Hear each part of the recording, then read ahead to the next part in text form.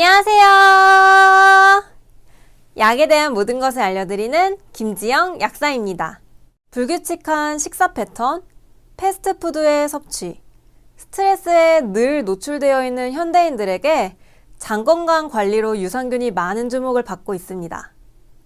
장내에는 유해균과 유익균이 함께 존재하는데 이 밸런스가 매우 중요합니다. 과식이나 술, 나쁜 식습관 등으로 유해균의 비율이 더 높아질 경우 장 건강이 악화되고 소화불량이 생길 수 있습니다. 관심이 뜨거운 만큼 제품도 너무 다양한데 그 중에서도 가장 궁금하실 부분이 보관 방법이 아닐까 합니다. 어떤 유산균은 꼭 냉장 보관을 하라고 하고 어떤 제품은 실온 보관하여도 괜찮다고 합니다. 헷갈리실 여러분들을 위해 오늘 제가 명쾌한 해답 드려볼게요. 우선 유산균 균주에 따라 열에 대한 민감도가 다릅니다. 전반적으로 유산균은 열에 매우 약한 편이지만 그 중에서도 열에 조금 더 강한 종류들이 있어 그러한 균주가 들어있는 제품의 경우 실온 보관해도 된다고 표기가 된 경우가 많습니다. 왜냐하면 냉장 보관으로 보관 방법을 추천하면 출퇴근하는 경우 휴대가 불편하고 여행하거나 외출 계획이 있을 경우 꼬박꼬박 챙겨 먹기가 번거롭기 때문입니다.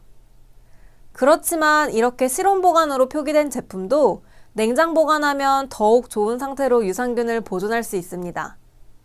즉, 상황이 허락되신다면 유산균은 될 수 있으면 냉장 보관하시기를 추천드립니다. 이는 유산균의 생산 과정과 밀접한 연관이 있습니다. 요구르트는 유산균이 물에 둥둥 떠다니는 상태라고 생각하시면 되고 우리가 섭취하는 유산균 영양제는 보통 분말이나 정제, 캡슐 타입인데 유산균을 냉동 건조시킨 것이라고 생각하시면 됩니다. 유산균을 급속 냉각시키고 압력을 확 낮추어 얼음 승화를 일으켜 수분을 제거하여 제품화한 것인데요. 이후에 수분을 추가하면 다시 유산균이 잠에서 깨어나 활동할 수 있는 형태로 만든 것입니다. 이집트의 미라를 생각하시면 편한데요. 보존을 위해서 수분을 제거하고 이후에 수분이 다시 닿았을 때 생명력을 가질 수 있게 한 것이죠. 따라서 유통 과정에서나 보관 과정에서 수분이 미리 닿을 경우 우리 몸에 들어가기 전에 유산균이 잠에서 깨어나 활동하기 시작합니다.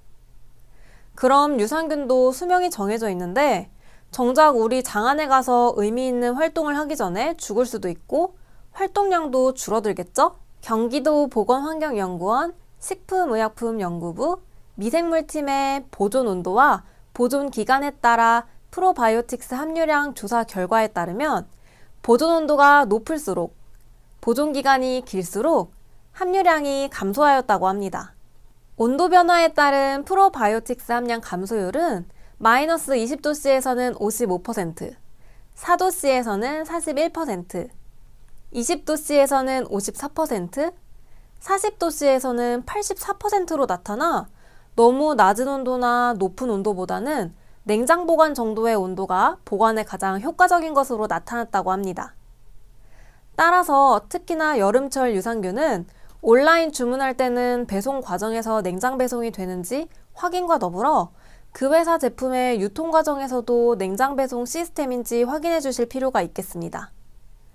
물론 집에서 보관하실 때도 실온보다는 냉장 보관하시는 것이 구입 후 유산균 보존에도 효과적이시겠죠?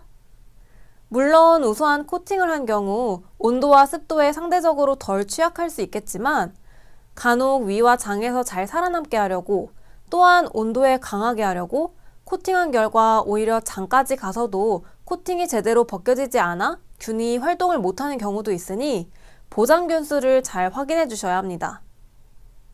LGG 균주와 같은 경우 앞서 말씀드린 상대적으로 온도에 대한 저항성이 높은 균주여서 냉장 보관 안 해도 그나마 잘 살아있는 편이기는 하지만 냉장 보관을 하면 더 오랜 기간 동안 균수 유지되어 효과적입니다.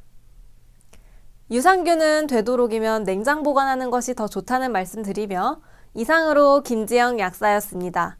오늘도 건강한 하루 되세요.